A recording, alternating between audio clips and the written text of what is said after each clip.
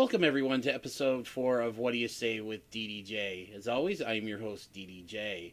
Thanks again to everybody who's taken the time out of their day to listen to the first 3 episodes, which are available on most major podcast platforms: Apple Podcasts, Spotify, Google Podcasts. I really appreciate the love and the feedback that I continue to get from you guys, and it makes me want to keep going on with this project. I'm going to get right into it. My guest this week is Frank Rodriguez, a very good friend of mine for almost 20 years. If you've ever gone to an independent show in the Chicagoland area, or heck, if you've gone to any wrestling show or sporting event in the Chicago area, you've probably ran into this guy because he's been everywhere. He is going to talk about what it was like, venturing through the independent scene in Chicago, and I think you're really going to enjoy this episode. So sit back, relax, and enjoy episode 4 of Whaddya Say with DDJ with my guest this week, Frank Rodriguez.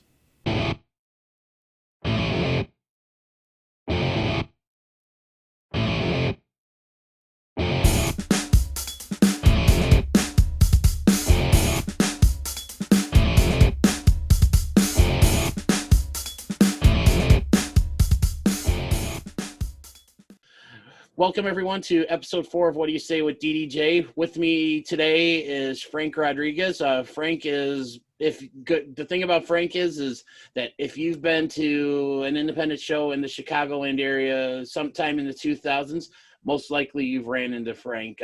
Frank, first off, before we begin, I just want to thank you for the almost 20 years of good friendship.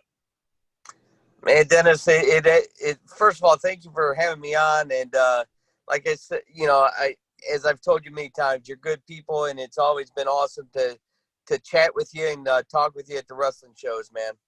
I appreciate that. So let's get right into it. How did Frank Rodriguez become a wrestling fan? A wrestling fan, wow. Well, you're going to have to rewind all the way back into the 70s, showing my age. Went to the amphitheater in Chicago at the old stockyards there. And I saw Nick Bockwinkel and Vern Gagne, I believe, was the main event, and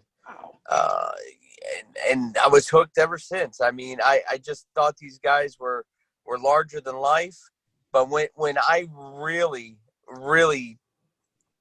dove into the wrestling business was when a tag team from Chicago, the Legion of Doom, the Road Warriors, were beating up Dick the Bruiser and the Crusher, and everyone there was, to see the Bruiser and Crusher beat up the Road Warriors. And I'm like, well, they're getting their ass kicked, so I don't want to be like them. I want to be like those guys. And Animal and Hawk, just you want to talk about cartoon characters coming to life. I mean, that's captured my mind, and the rest is history.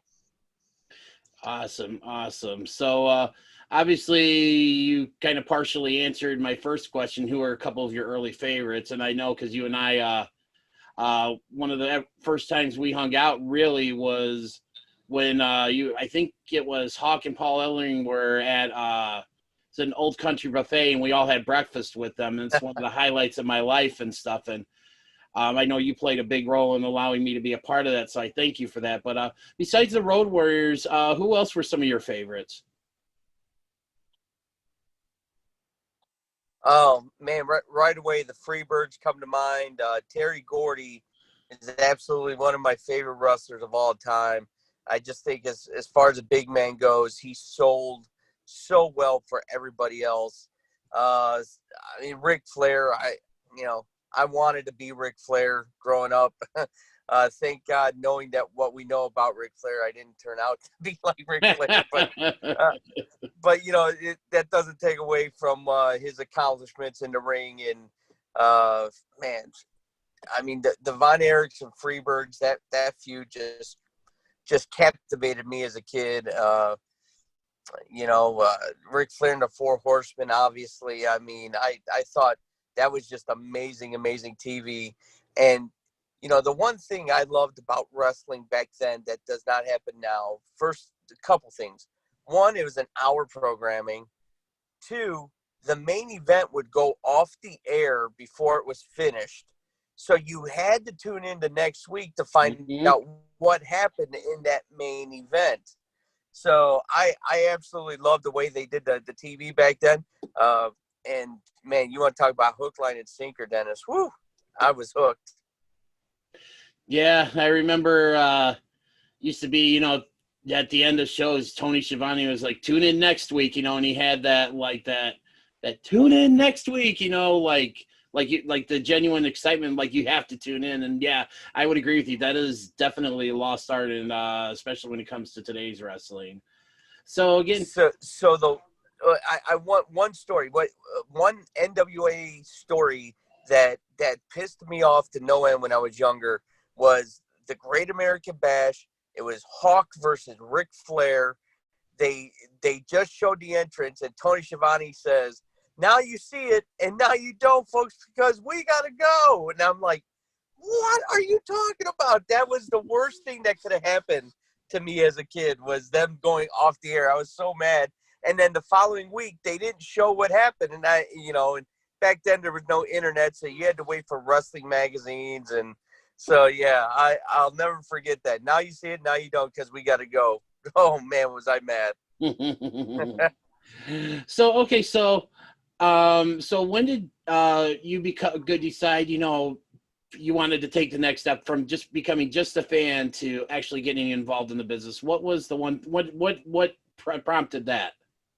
Well, I always loved it. I mean, I'm a staunch defender of the business. I really, I think what wrestlers do is second to none. Being able to tell a story in the ring, with being as physical as they are, with the illusion of, making it look real, that they're killing one another, and that's what great athletes or great wrestlers can do.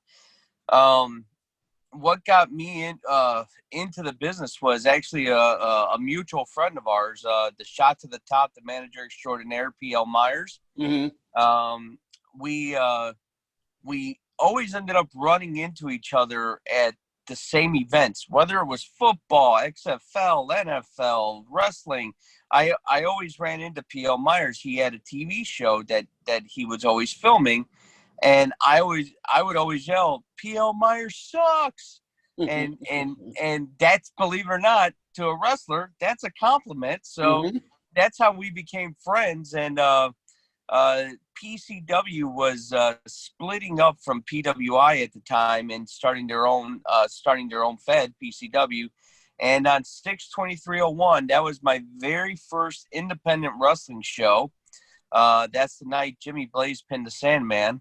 Mm-hmm. And man, I just knew I wanted to be involved somehow, whether it was ring announcing, doing color commentating, managing, in the ring. I mean, I trained to be a wrestler and realized, you know what, this shit hurts, Dennis. You know what, I like my body in one piece, so I'm gonna stick to the announce table or ring announcing or managing. But yeah, getting in there and taking bumps repeatedly is not for me. And the final step for me was when the Road Warriors put me through a table at one of the Dream Nights. And it was on the concrete, and I didn't tuck my chin, and my head just cracked the back of the concrete, and I was concussed. And had no idea what I was doing, where I was going. I was supposed to lay there, dead. And I got right back up and just sort of staggered diagonally to the locker room. And when I got back there, I don't know if you know Big Jack John Burke. Yes, sure very well.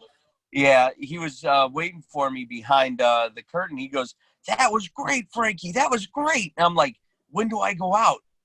He's like, oh, you might want to sit down right there. Wow. So yeah, I didn't even know that I had been picked up and choke slammed and threw a table onto the concrete. I was waiting for my cue, and thankfully John Burke said, "Yeah, just grab a seat right there." And that was the last like real bump I ever took. I never, I took little bumps in the ring here and there, but never anything extreme like that. Gotcha. That had to have been, I want to say, the first one because I was there for the second Dream Night with the Road Warriors, and I don't remember that happening. So it had to have been the first one and stuff. So, Well, but I don't remember what Dream Night it was. I'm gonna be honest with you, but it was the one where CIA was wrestling the Road Warriors versus Flyboy TK and Tony Scarpone. I was dressed up in the Old Country Buffet B outfit. Uh, because Jim Jesus, God rest his soul, rest in peace, a good friend of mine, he was the heel manager and he had turned on me. So the way I could get to him was dressed up in that B outfit, and I took the helmet off, and I couldn't believe the crowd popped, when they saw it was me. I felt at that time, who the hell am I? And I was like, no one's going to react or pop. And John Burke was right on the money when he said, no, the crowd's going to know. They're following along. Trust me. So I took off the B head and hit Jim Jesus in the back with the chair. And I'm sorry, I said it was the Road Warriors that chokeslammed me. It was actually the CIA. okay. Chicano, they're the ones that chokeslammed me. Diablo and Damien through the, actually I think it was a door, because their manager was Mr. Puerta or something. I don't know. It's not, dude, it's all foggy, but yeah, that's I don't know if that was one or two, but it was either one of those. Wow. So obviously, you had a lot of jobs and stuff in the wrestling business. Can you go into detail about like all the different jobs you had, and then maybe after that, like which one you enjoyed the most and which one you enjoyed the least?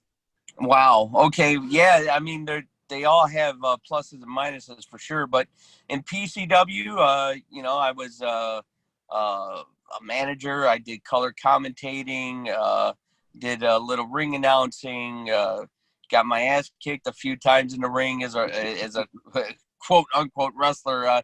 I never claimed to be a wrestler, but I was in the ring, so I guess I got to say it. And then we left PCW and created AAW. That was Tony Scarpone, Flyboy TK, Big Jack John Burke, Steve Powell, and myself. So we split off from PCW and became an owner, and did some ring announcing for AAW, and continued with the color commentating. I just love color commentating, man.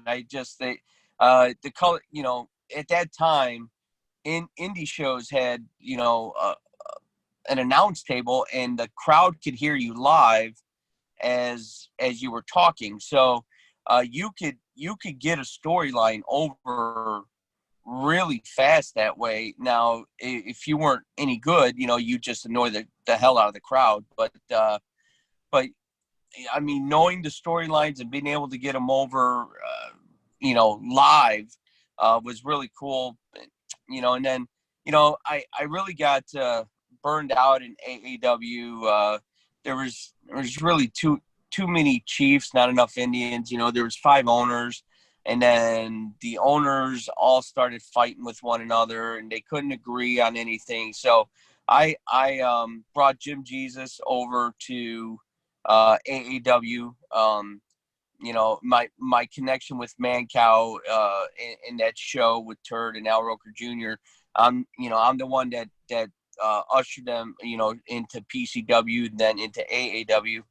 And I just told them that I was burned out and I don't want to do it anymore. And I believe Jim Jesus took over for me. They bought me out.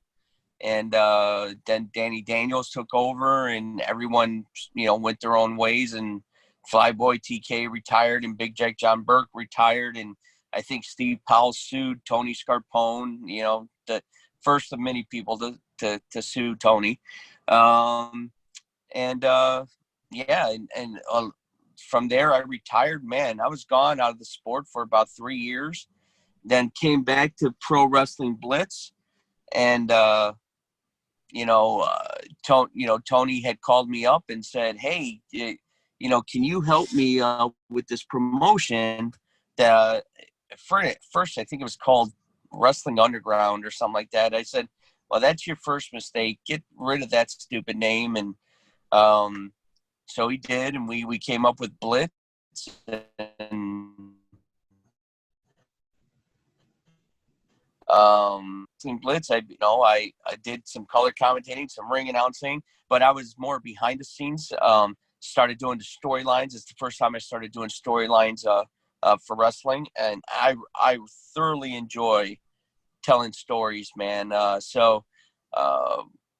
When it comes to the things I enjoyed the most, it's storylines. And we started with something called WrestleFest, and we drew 700 people for WrestleFest, the initial WrestleFest. And WrestleFest 2, we drew probably about the same thing, 700. We went all the way to WrestleFest 8, which was probably our greatest card. But the card that drew the most was WrestleFest 5, when we packed 2,800 people into a gymnasium in Joliet, and the gymnasium forgot to turn on the air conditioning. And when I tell you it was hell, brother. We got so many complaints, and it wasn't our fault, but 2,800 people. That is something, even if Blitz isn't around anymore, and maybe I don't talk to Tony anymore, that's something that I'll never forget. And when the old expression is, they're hanging from the rafters. Mm-hmm. Well, in gymnasiums, they got those bleachers, so you push them all the way up against the wall, and they're super tall. People had climbed on top of those bleachers and were watching the show from on top of the bleachers. We oversold the building. So it was that was a great night. I left Blitz on bad terms with Tony Scarpone. He I won't go into what he did, but there's a reason why Pro Wrestling Blitz isn't around anymore, and why he's continuously been sued by people. And I went to BCW, and the owners there told me that they'll give me carte blanche to write storylines and book my talent. And for me, the utmost important for Berwyn Championship Wrestling was not just to have local guys, but not to have guys from all over the United States. I wanted Midwest, so I conscientiously booked people from Ohio, Kentucky, Tennessee, Missouri, Nebraska, Wisconsin, Michigan. I wanted the Midwest to be represented with a bunch of guys here in Chicago. And, there was 3 guys. If I was going to start working for BCW, I had to have. One was Shogun Chris Logan. Mm-hmm. Number 2 was Vic Capri. And number 3 was Egotistico Fantastico. I had to have those guys if I was gonna do this, and I didn't know if they were gonna side with me because of what happened at Blitz. And luckily for me, they all know who the bad guy was in that scenario, and they came aboard. And man, I had a great run at BCW, but again, I burned out, Dennis, and left. And you know what? And I'm okay with it right now. Well, that's the most important thing, as long as you're at peace with the decision you made and stuff. So I want to go back real quick. You mentioned about, I think it was WrestleFest 5 drawing 2,800 people in the gymnasium inside Joliet. What was it that, brought the crowd? Did you bring anybody in, or was it a big match you're promoting that, the fans wanted to see? Just explain a little bit more of that, what you guys did to have been able to draw that many people. So first of all, it was promotion. We had billboards, we had street signs, we had we had our cars laminated with our WrestleFest 5 Blitz logos, and we really the conscientious decision to promote it is what put it over. Mm-hmm. Now, did we bring people in? You're damn right. That was a WWE Hall of Fame roster, all in one card. We had, and I'm going to forget some people. We literally had about 20 WWE wrestlers there. But we could start with DDP, Kevin Nash, Scott Steiner, X-Pac, Kurt Angle, Lisa Marie Varon, oh man, Hottie, Brian Christopher, United Too Cool, man, Sabu, Abyss, yeah, man, it was a loaded card, and all those guys, other than Scott Steiner, were terrific to work for or work with, and we're very cordial, and we're there to happy to put people over that need to be put over. You know, everyone was happy except for Scott Steiner. You know, he's just a miserable cuss. But well, we won't go there then and stuff. Correct me if I'm wrong, but wasn't Eric Bischoff at that show too? No, he was at WrestleFest 7. Okay. That's when we brought in the NWO, Scott Hall, Kevin Nash, and Eric Bischoff, along with the Dudley Boys. That's right. So, okay, so what is your favorite thing about independent wrestling in the Chicago area, would you say? My favorite thing, I love guys who are willing to not think of themselves as these giant prima donna superstars. Mm-hmm. You know, I was very careful with who I brought into my locker room at BCW because at Blitz we did deal with a lot of divas. I won't mention names, but a lot of them were divas. And at BCW, I was very, very careful with who I brought in. I wanted guys who understood wrestling storylines, that knew that it wasn't just I have to get all my stuff in because I'm not coming back next show. You know, I was very careful not to book guys like that. I wanted guys to know that I'm bringing you in show after show after show. I'm telling a story. So you don't need to do every single flip that you know how to do in one match. And I was very much on top of that as the booker. Like Shogun Chris Logan's finishing move was the super kick. Guess what? No one else on that card used the super kick. And in this era of wrestling that everyone super kicks 1,000 times in a match, when Shogun hit the super kick, it just seemed that much more devastating because you didn't see it 100 times in a show. Agreed. You know, so it's just the importance of knowledge, of understanding what the promoter's trying to get across.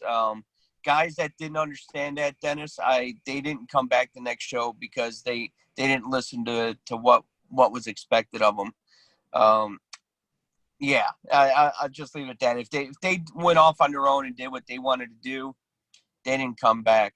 You know, since we're talking about BCW and it's a little off topic, but I want to give Jay Bradley a ton of credit because in that locker room, in my locker room, he was the vet in there that I went to for advice to help me with circumstances with other wrestlers. And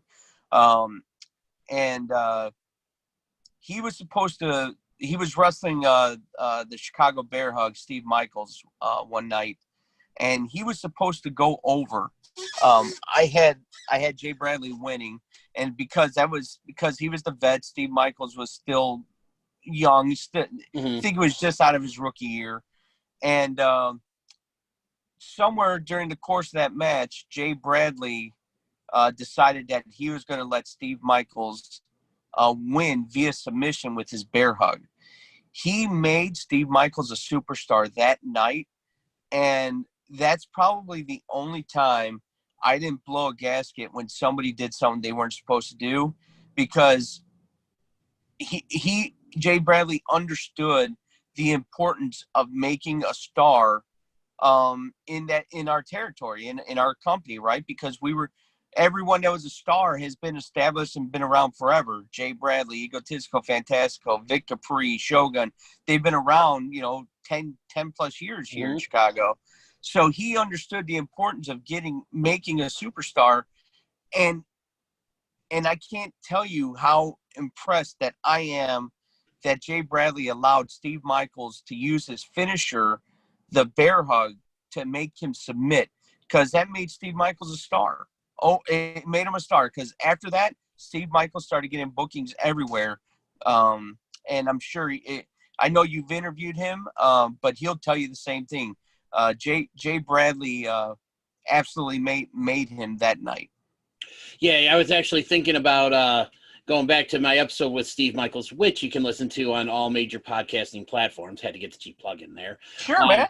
But yeah, no, when I had Steve Michaels on a couple weeks ago, he actually told that exact same story from his perspective. So, and he was extremely, and to this day, I know, extremely complimentary of Jay Bradley. Like, he actually, I don't know if you had a chance to listen, but he talked about how Jay Bradley basically helped him get in the door over at Ohio Valley Wrestling, where he's now kicking some serious butt over there.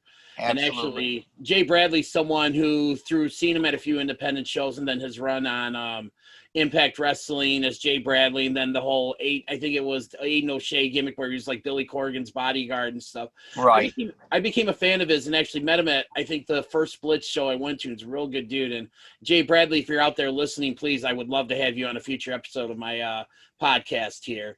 So, but yeah, so what would you say, like, especially nowadays with wrestling in the pandemic era, where like a lot of shows are being put on with no crowds and stuff? It really made me think, and I want to get your opinion on this. It really put into perspective and made me think exactly how vital the crowd is to a wrestling show. And what, how, in your opinion, how much of a role does the crowd play in your shows? Well, the crowd's the energy. I mean, if wrestlers know if they're getting over the way they need to get over by if they're getting booed or cheered. The worst thing that in front of a live audience that can happen to a wrestler is that they're quiet, because you're not getting the reaction that you need. If you're a heel, you need to make them want to see you lose. If you're a baby, you need to make them feel some emotional attachment to you that makes them want to cheer for you and see you win. Mm-hmm. So with no crowd there, I mean, it's really just going through the motions. And when you're just going through the motions and you're not telling a great story, because the psychology doesn't have to be there really, because there's nobody there. To me, it's just going through the motions. It's like watching guys practice, at the training center. It just, I don't know. I don't like it. I know the wrestlers don't like it, but yeah, the crowd is so integral. I can't even tell you that. I was telling you, when I took off the B mask, the crowd popped. I can't tell you the electricity I felt when the crowd cheered because I took a stupid helmet off my head. So it's absolutely 100% legit that you feed off that crowd. And I'll be happy when the crowd comes back. Let's just put it that way. Yeah, me too. I mean, I don't know how much of the current product you follow and stuff, but I know AEW just recently started letting fans back in the stands. And then you got, the WWE's doing the Thunderdome presentation, which is put, the virtual fans, which is similar like what the NBA's been doing with the bubble and stuff. So are you now completely out of the business, or are you involved in any way right now?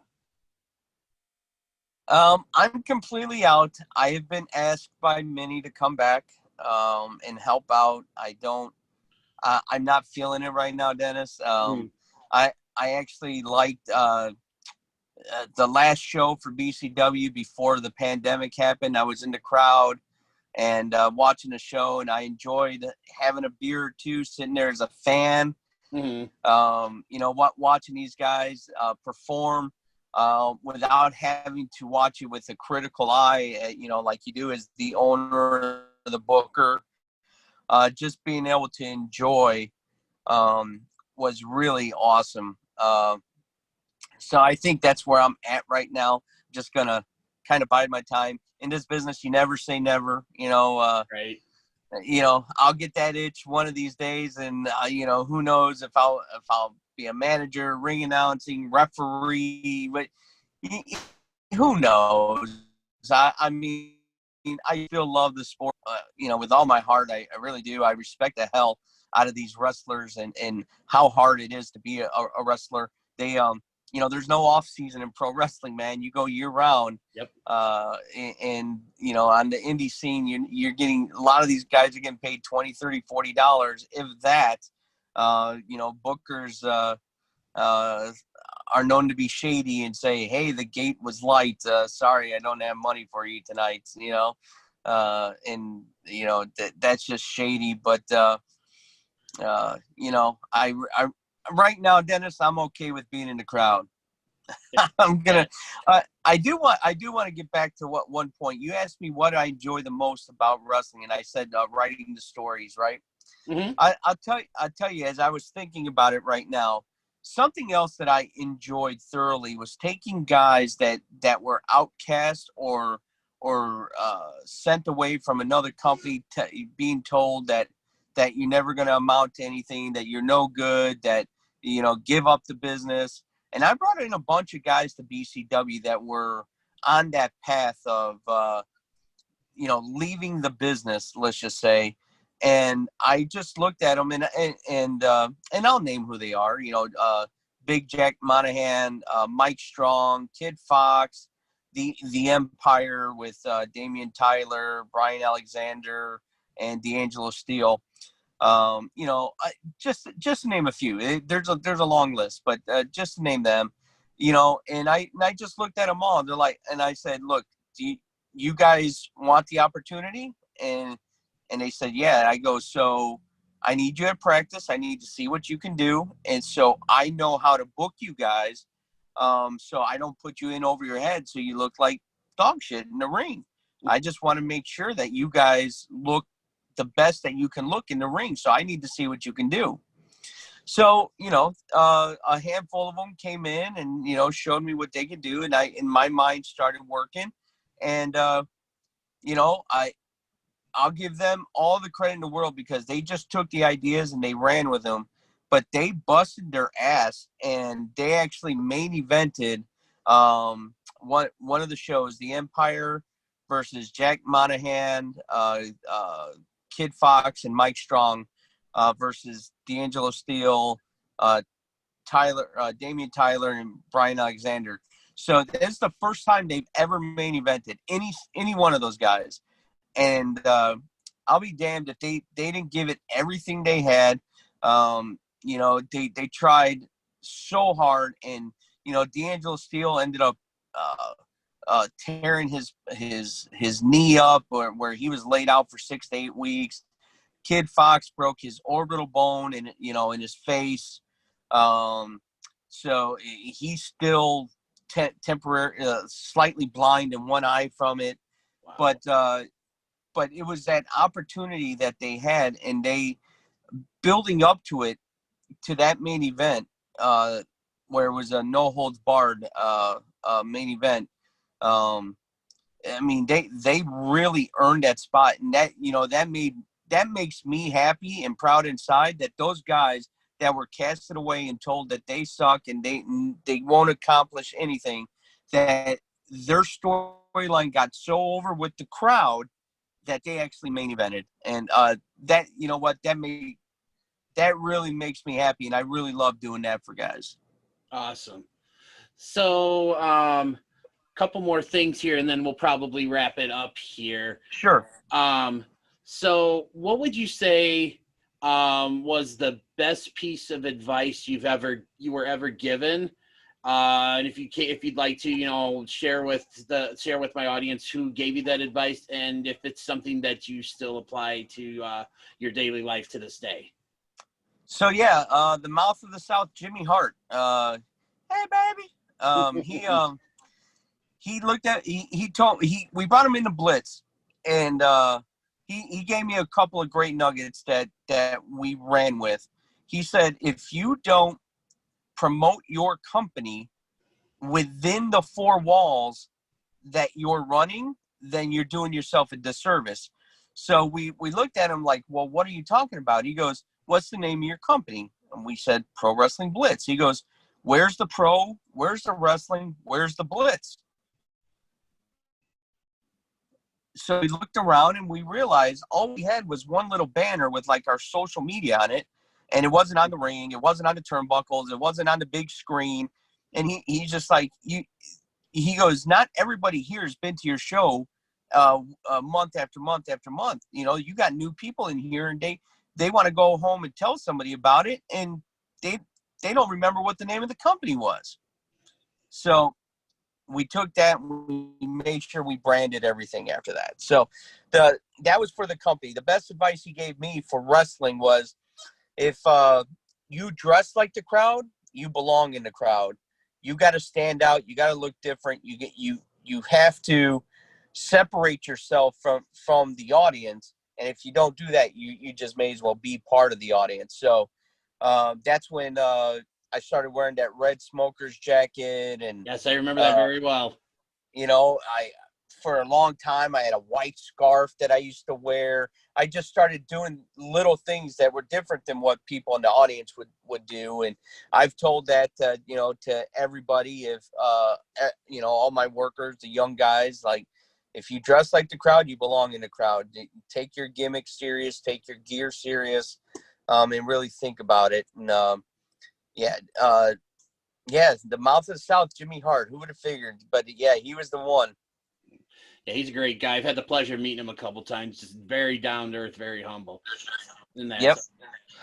So one thing that I was thinking of as you were talking about that, and it's kind of harkening back to an earlier part of our conversation. You'd probably mentioned earlier about like going to the last BCW show before the pandemic and just watching it as a fan.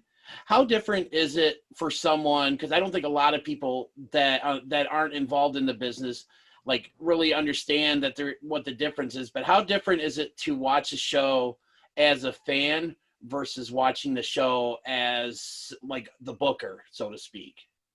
Yeah, well, it's way different because as the booker, if I was watching that as the booker, I probably would have been upset. There was some botches, and I wouldn't have called the wins and losses the way they went that night. For me, Big Jack Monahan is the Irish hero in Berwyn, and on St. Patrick's Day, weekend, he lost to some guy who's never been at BCW before. And, for me, that never would have happened with me. But, you're sitting there as a fan, you're just wondering, well, what's the next step? Is Jack Monahan on his way out? Is this guy who just beat our hero, is he coming back? Is he for real? You just watch things just differently. It's hard not to watch it with a critical eye because that's what I've been doing since 2001. But, a lot of the fans, they recognized me and they thought I was coming back and they thought I was going to be part of a run-in or a storyline or an angle. And I'm like, nope, just here to have a couple beers, guys. And, it's just funny. There was one guy in particular, and I don't know the fan's name, but there was one fan in particular. He would not take his eyes off of me because he just knew in his mind I was part of the storyline and I was going to run in and interfere and do something. And at the end of the night, he goes, "I'll be damned, you didn't move." I go, "I told you I wasn't involved." But yeah, it's definitely different, Dennis. When you know what's supposed to happen, and then when you're sitting there as a fan just soaking it in, right? There's a big difference. And like I always tell wrestling fans, because I hear it all the time. Can I go backstage? Can I go meet the guys? I'm like, you go backstage, you're going to ruin your image of pro wrestling because you're not going to like what you see back there. And I learned that actually the very hard way in an old NWA show at the UIC Pavilion. I wanted to go backstage so bad. And when I went back there, when I went back there, Big Van Vader is chatting with Ron Simmons, and Lex Luger is talking with Ric Flair, and they're fighting each other that night. And I'm like, wait, what the hell's going on? I was young. I was a believer. They don't like each other. Yeah, right. So just be careful about asking to go backstage, because you won't like what you see back there. I never really thought about, I mean, what you said makes perfect sense, but I never even really would have taken that in consideration when I first started going to the shows. And had I ever gotten the chance to go backstage, I would have just been excited to see the guys, maybe get an autograph, shake a hand. Right. But I would have never even thought about it. That's a really good point, because it's like it, I mean, it kind of shatters that illusion for you and stuff. And I mean, and I mean, it's pretty much, I think, common knowledge amongst the majority of the fan base and stuff nowadays what professional wrestling really is. I've got eventually he watches it with me on occasion, but eventually I'd love to start taking my son to the shows with me and stuff, and getting him into it. And if I want him to think that it's real, and I mean, and I want him to like have that, I want him to be entertained and just, be taken away into, a different world. And I want him to have that same feeling that I had when I first started to watch wrestling. And I mean, I definitely think you had that until that night and stuff, but it may have changed your perception, but it didn't make you, it didn't, I'm trying to think of the right way of saying this. It didn't it didn't lessen your love for the business, I would assume, correct? So, no, not at all. And I have a great kayfabe story from when I was a kid. Sure. Again, it was at the UIC Pavilion. The NWA was merging with the UWF at the time. My favorite big man was Terry Gordy. As I was telling you, he had just got done wrestling Dr. Death Steve Williams that night at the UIC Pavilion. For those that are listening from Chicago, they got a parking garage that you could look, stare into the UIC Pavilion and watch the wrestlers come out of the dressing room, and you could scream and wave and So me and my uncle were the last two in the building because I was waiting to see Terry Gordy. That was my guy. So I waited and waited and waited, and my uncle was finally like, okay, we got to go. And there's nobody else coming out. So here comes Terry Gordy. Here comes Dr. Death Steve Williams. He was the good guy. And I'm like, hey, Steve, yeah. So behind him, about 15 steps behind him, is Terry Gordy. Now, they had just got done killing each other in the ring. So I go, oh, my God, Steve, watch out behind you. It's Terry Gordy. So they realize I'm a little kid. Dr. Death dropped his bag, turned around, and him and Gordy started fighting in the parking lot. Some guy, I don't know who it was, picked up their luggage and threw it in the car. And they fought all the way into their car. So I'm looking at my uncle like, they got in the same car. What the hell's going on? So I swear, and I rationalized this in my head, right? 2 weeks later, they became a tag team, Dr. Death and Terry Gordy. In my mind, it was my fault because I made them brawl into the car, and they talked it out in the car, and that's why they became a tag team. Oh, dude, that's awesome, man. That's awesome. That I can't, still to this day, cannot believe they started brawling. That's awesome. I mean, and I think it's hearing a story like that just goes to show you just how talented those two were, because they saw you in the crowd and they're like, okay, what do we do? And just to do what they did on the fly, I mean, that's genius. I told Jay Bradley that story, and Jay says that was kayfabe back then. It was real. You had to protect the business. Here he goes, trust me, they hated you afterwards. That's just like, really? They're like, yeah, you just made them brawl in a parking lot. You're a kid, so they got to protect the business. They because you're the future of person that's going to pay for a ticket. So he goes, trust me, when they got in the car, they were MFing you big time, Frankie. But Jay goes, but that's what professionals do. And I've told everyone that story. Al Snow, the Animal, Ric Flair. I've told everyone that story, and they all just nod their head. They're like, "Yep, that's exactly what they would have done." Yep. So it's like it's not even far fetched for the people that actually knew those guys. Mm-hmm. So, last question for me is do you follow the current product at all? Oh, that's a horrible question. I do watch AEW. I've tuned into the NWA a little bit because Billy Corgan and and I forgot to mention Resistance Pro. I was part of Resistance Pro too, but I know Billy Corgan quite well, so I do watch his product. But I have not watched the WWE in probably 3 months. I'm not a fan of their product. I'm not a fan of their storylines right now. That doesn't mean, and when I say that, people always take this the wrong way. That doesn't mean I'm anti WWE. The WWE and Vince McMahon, they do a lot of great things for a lot of people. I'm just not a fan of their Hollywood storylines, their Hollywood writers.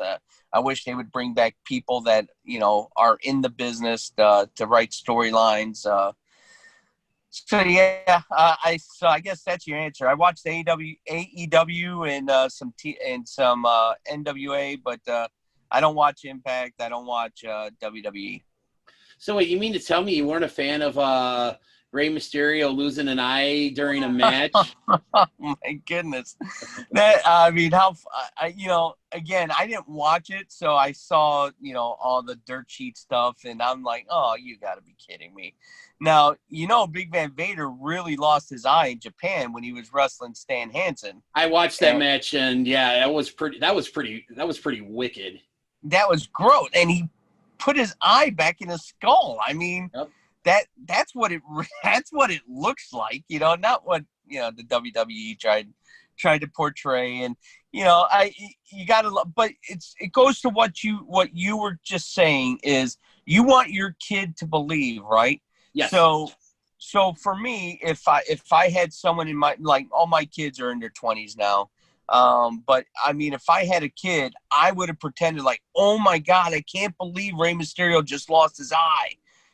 Just to help my kid, to help fool him into believing that it's real. No different than Santa Claus or the Easter Bunny or the Tooth Fairy. I would have played that. My uncles did that to me as a kid. And that's what made me believe. They all, my uncles, I love them all. God rest their soul. Most of them. I only have one left, but they always would just say, can you believe, they broke Dusty Rhodes' arm in the parking lot? That's just crazy. They jumped him 4-on-1, and they would just play with me as a kid, and damn it, if I didn't believe it, hook, line, and sinker, man. All right, now I promise this is the last question. So you mentioned it's okay, keep going. So you mentioned you watch AEW.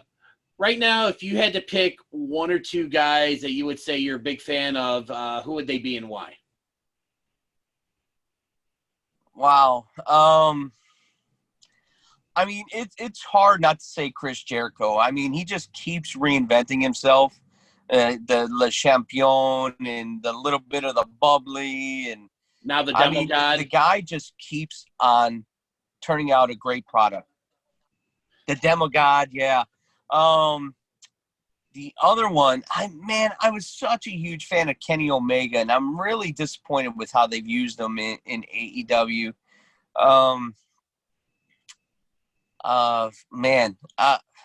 One other guy. You know what? I hate to say Johnny Moxley. It just sounds like I'm a WWE homer guy, but I do like with what they've done with Moxley, and show fans a little bit of his hardcore side. They have to go, they don't have to go too crazy, but a lot of people don't realize before he was Dean Ambrose that he was this crazy hardcore guy. And so a lot of people that just know him from the WWE days don't realize his past and, and how hardcore he was. So I like how AEW is using him and Jericho. Yeah, I mean, I just wish they would do more with Kenny Omega. To me, Kenny Omega is the best wrestler in the world, and they're doing a Vince McMahon and just holding him back and not letting him be him. Alrighty then. Well, hey, Frank, I don't know if you agree with that. Let me ask you, what AEW stars do you like right now? Well, my two current favorites are Cody. Mm-hmm. In which, I think that was me reconnecting with you when you brought him in for a signing at the baseball game a couple of years ago. Right. It was really cool. He's been a favorite of mine. And then the other one, and I want you to get your opinion on this other guy here, but I'm a huge MJF guy. See, I have not seen it yet. My brother says he's the ultimate heel, that he's got it, whatever it is. And I haven't seen it yet because you got to give me something in the ring to go with your gift of gab. There's no doubt he's got the gift of gab. I need to see something in the ring that tells me that when it's time to go, he can go. And I have not seen it yet. I don't know. Have you? Be honest. Have you? I mean, I don't think I've seen like everything he can do, but I saw him. You mentioned AEW. My first and only AEW show I went to was the last one they did in LaSalle, and I think he was injured at the time, but I know he played a part in the battle royal they had that night. Mm-hmm. I was second row ringside for Revolution when he fought Cody, and I thought, he did played the typical heel role pretty well.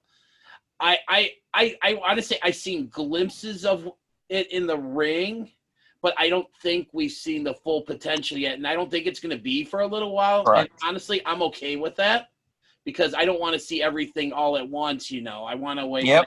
I want it to be built up and stuff. And I know he's fighting Moxley for the AEW title at All Out in a couple weeks, and right. I would have loved to have been, talking about how excited I am to be going to the show, but obviously that's not happening and stuff. But no, yeah.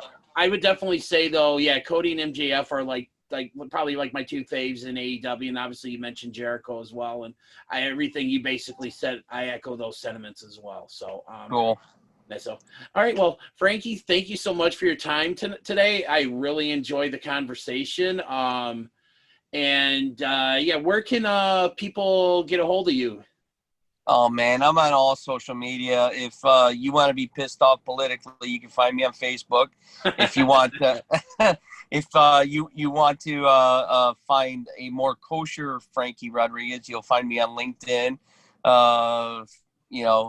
Just my name, Frank Rodriguez. I think on Twitter I'm Lunchbox. That was my radio name, Lunchbox FR. But yeah, I'm not hard to find, and I'm very vocal, and I've got no problem giving you an opinion to a question. So if you want to ask away, feel free. I've got no problem giving you an answer. You may not like it, but you'll get one. Awesome. All right, Frankie. Well, hey, thanks again, man, and you have a great night. Have a great weekend. You do the same. Hey, just real quick, I want to say thank you to the BCW owners for believing in me when they did. Chuck, Tony, and Steve, you guys are awesome. You're class acts. And Dennis, thank you for the opportunity tonight. And remember, it's been your pleasure. Yes, it has been my pleasure. All right. Thanks, Frankie. Have a good one, man. You too.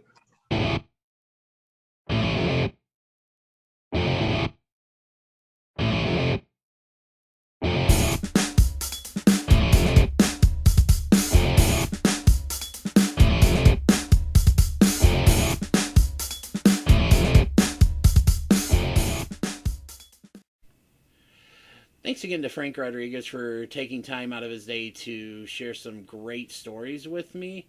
I really enjoyed everything he had to say and getting his perspective on what it's like to not only watch a wrestling show as a fan, but also as a booker. As always, thank you to my best friend in the world, Andre Boyd, for all of the music that you hear during the show.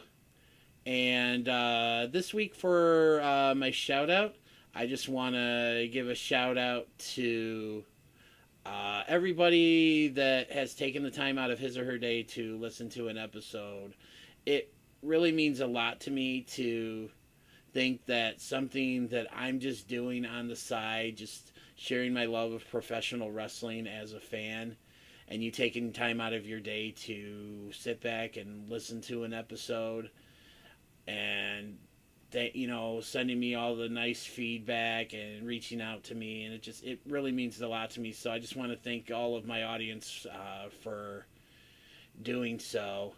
And on that note, everybody have a great day, have a great night, and I will see you in about a week with a new episode of What Do You Say with DDJ.